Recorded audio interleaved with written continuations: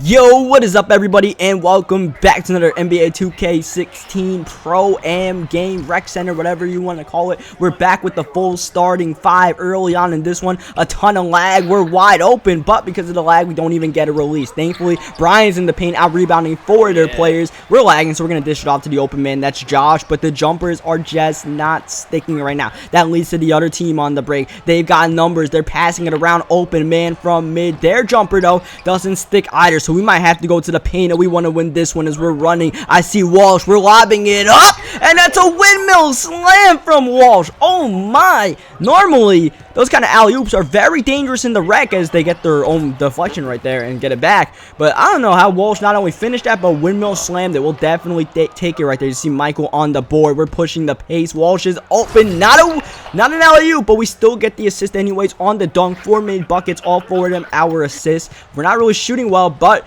we're able to find the open man. We got to make a contribution somehow as they get an easy contribution from a man wide open in the paint. They try to go baseline to center. Gets the ball off the rim. What a wild bounce, and they end up getting a bucket. Right now, we are struggling to get the 50-50 ball. They got it both times in the paint. As you guys see, they're pushing the pace off of Brian Miss. He's not a good free throw shooter at all for a center. He's like the Andre Drummond at the Hunter Shaq. You guys want comparisons to how not so good his center is. But he is a beast in the paint. As you guys see, we're driving. We're looking for the big man, and that's what I'm talking about. He gets slamming home over multiple people. With early on in the second quarter, Walsh is wide open. Walsh has been shooting very well. Most of them transition jumpers, but he is making pretty much every shot he's taking, so you can't leave him open as Josh rips the ball loose, diving on the ground, but they get it right back, and there's a man wide open in the paint. Once again, we can't get the 50-50 ball, and that has them up in this game. That's what basketball is all about, is they make a nice play right there, finding their center. Their center was a little bit of a do-everything kind of guy, so we find Michael, good ball movement. Josh is open for 3, pull up, but Josh is ice cold. Thankfully, Brian's out here grabbing boards. We're not taking that shot. We will take this one,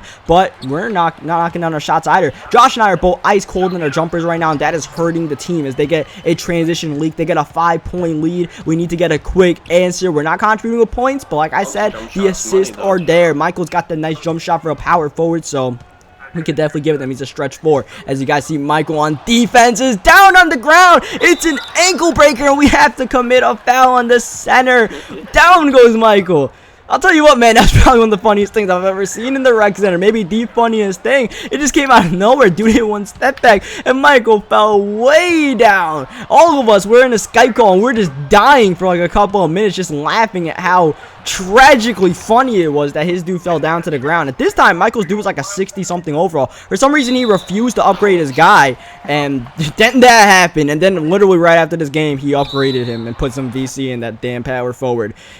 Like, you're gonna get your ankles broken like that. As you see at the end of the second quarter, a broken play leads to a slam dunk for Brian, and actually leads to a tie game here. Both teams frigid on their jump shots, mainly a battle in the paint. As you guys see, some help defense leaves a wide open man, so open he wasn't even expecting it. He pump fake, but knocked down the jump shot anyways and gives them a 2-point lead. A bad end to the second quarter allowed us to tie the game up there and give us the lead right here after Michael steal. Josh gets the slam off the Brian feed. Good ball movement from the team. Josh finding Brian in the paint, and that's our money play right there. We like going to our big man and letting him see if he can finish it in the paint. If they can't stop him, it's going to be a long day, but these guys did have an answer half the time for Brian. He wasn't exactly making every shot. They got an and-one, but got the and-one on the other end, trying to redeem himself after getting his ankles literally shattered on the other end in that second quarter. As you guys see, 2 minutes left in the third. Crossover, drawing the foul right there. Just trying to get in position to play some help defense, and we'll send him to the line right there. These guys were living at the free throw line the entire game. It felt like everything we did, if we sneezed on them,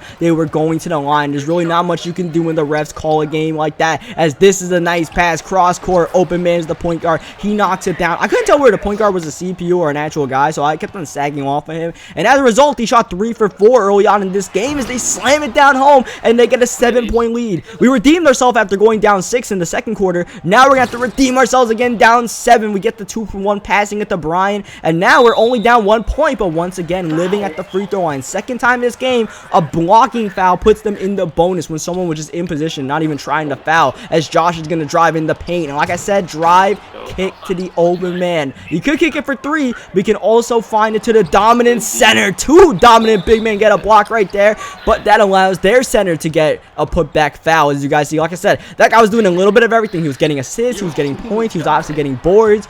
There you see him right there, finding a wide open man in the paint. We're down 3 points at the start of the 4, and Michael's going to add to the deficit by throwing a turnover off the inbound pass. We can't afford to make mistakes like that in a tight game as they go to the paint, but Brian swats it from behind, and it's somehow our ball, but we find ourselves down a couple of points. You see, we're not scoring, but we haven't had a turnover. We're contributing in the passing game. We got to knock down this jumper right here to wide open, and we stick it for our first field goal made of the game. Josh and I still ice cold. They go in the paint. Nice pump fake. Draws the foul. Almost an and one. 4th foul on Brian. Michael with the ball from mid. He gives it to Brian. Brian in the paint. Slams it home over multiple bodies. Back to a 3-point game. We're going to have to play some defense, and most importantly, try to not foul them as they go in the paint to the center. One center scores, the other one runs the break, and he gets open. We got back, but he was just too big for us as we're driving, just continuing to penetrate. Kick. Brian one more time slams it down hard. He's keeping us in the game on the offensive end, but on the defensive end we have to find an answer for them. Drive, kick, same concept we're doing. They get the open man as the point guard for the jumper. We disrespected him and he made us pay. Brian's jumper is non-existent. Why he took that, who knows?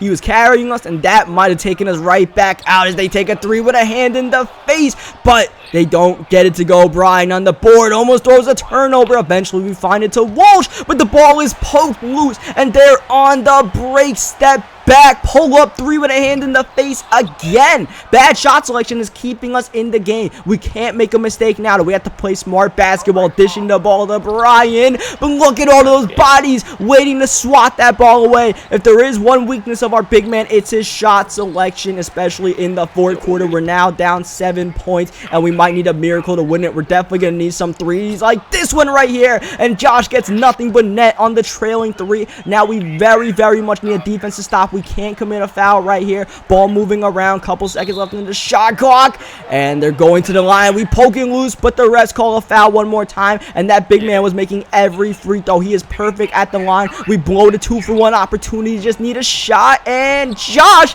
knocks down his 2nd consecutive 3. Starting to heat up, but we need to play the foul game. Almost a steal. Ball with the center, and he somehow gets it off. We still need to commit a foul. Meanwhile, they're running the break, trying to get a bucket.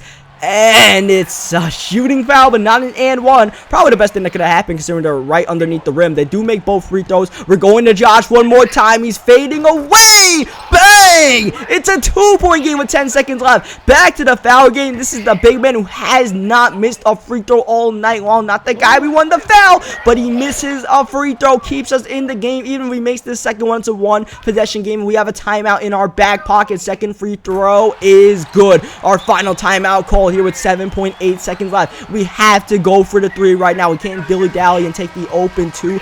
And we got to go to Josh right now because Josh is the hot hand. We might be cold, but Josh has made 3 threes in a row. There is no denying him the ball. We just got to find the open man nonetheless. We're definitely looking to try to set a screen for Josh right here. He gets the ball for the tie. It's off. It's rebounded by the center. The clock winds down, and so do our chances of winning. He gets fouled with 0.7 seconds left, but with us having no timeouts and with him making both free throws, that is the ball game. We just chuck up a meaningless 3 at the end, and that ends it. Unfortunately, we do take the loss in that one. It was a tough play game. I honestly feel like if there wasn't so many foul calls, there might have been a different outcome, but that's just the way the game is played sometimes. Leave a like on this video if you guys enjoyed it. Subscribe for more NBA 2K16 micro games. I will catch you guys next time. But at the end of this video, you guys can just hear our reaction to when Michael got his ankle broken. We were laughing for like 30 seconds, so you guys can just enjoy this one.